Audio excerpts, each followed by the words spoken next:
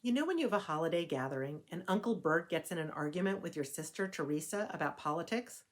They start by disagreeing about a policy or a news story, and eventually it escalates into Teresa calling Bert a racist and Bert telling Teresa she's been brainwashed. But what's happening with everyone else at the table? Sure, some people join the fray, but others are sitting in uncomfortable silence or drifting away. Your cousin pulls out his phone. Your mother starts clearing the table. The same thing that's happening at your holiday gathering is happening in our country. People on the extremes are arguing back and forth, while those whose views are somewhere in the middle or who don't like the aggressive tone of the conflict get quiet, try to stay out of it, disengage. One study found that while there are indeed people who hold more polarized political views, 2/3 of Americans are in the middle, what they called the exhausted majority. These people are less ideological, recognize the complexity of issues, and support compromise. They're also tired of political conflict and feel overlooked. They don't participate because they don't feel confident in their voice. They question if they can have an impact, or they have other priorities in their lives. The Hidden Tribes study is on the More in Common website.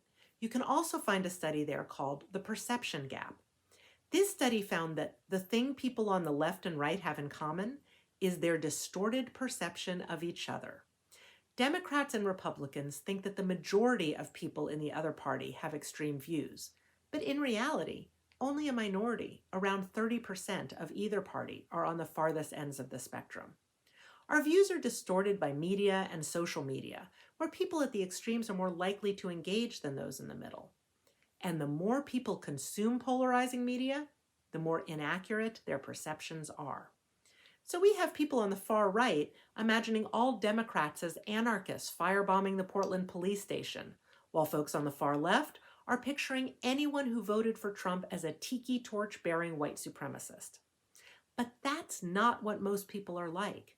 In fact, you're a lot more likely to encounter someone with more centrist or mainstream views, even if they voted for or identify with a political party. And interestingly, the more centrist someone is, the more accurate their views are of people on either side. They're understanding something about our country that people on the extremes are getting wrong. There's a lot we could learn from listening to them. So how do we do that? Try reaching out to the other people at the gathering. Invite your cousin to go for a walk and tell him you're curious about what he thinks. Join your mom in the kitchen and ask her what her experience has been like with the issue. Dialogue across political views doesn't have to be with the people who are most extreme. Let's try to have a different kind of conversation and bring the exhausted majority back into our democracy, back to the dinner table.